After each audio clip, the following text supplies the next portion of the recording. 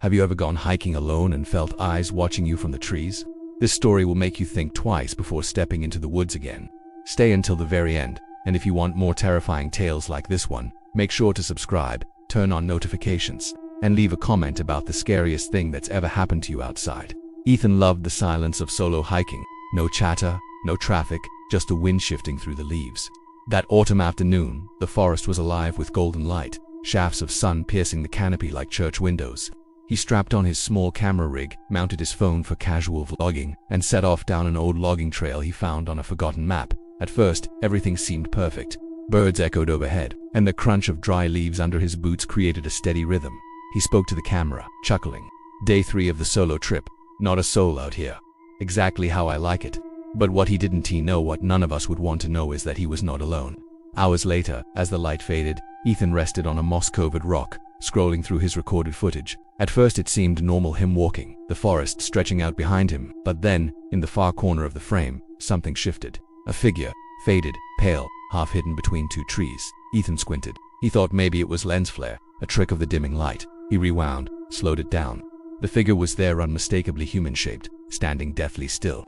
A shiver crawled up his back. He glanced around. No one. The forest was empty. Laughing nervously to himself, Ethan said into the phone, "Guess my imagination's getting to me." He shoved the device back in his pocket and walked on. But as the trail narrowed, the forest grew darker. The air carried a chill, the kind that sinks into your lungs. Ethan checked the footage again out of restless curiosity.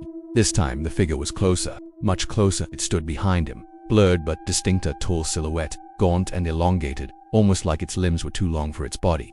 "Okay, no way," Ethan whispered.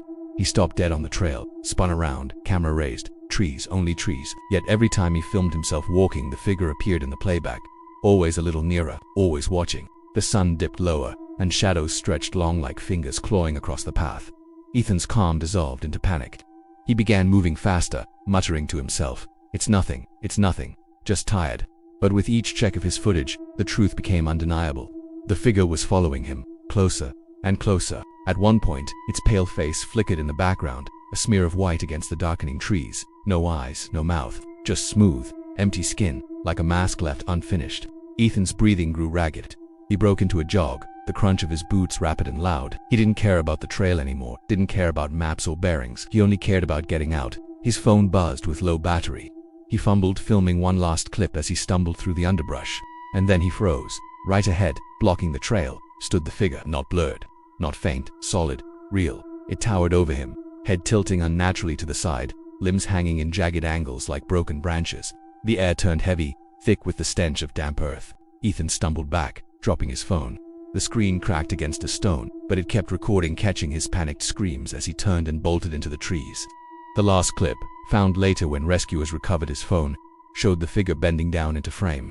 For the first time, its smooth face rippled, and something like a mouth began to form, wide, jagged, stretching far too large. The footage ended in static. Ethan was never found.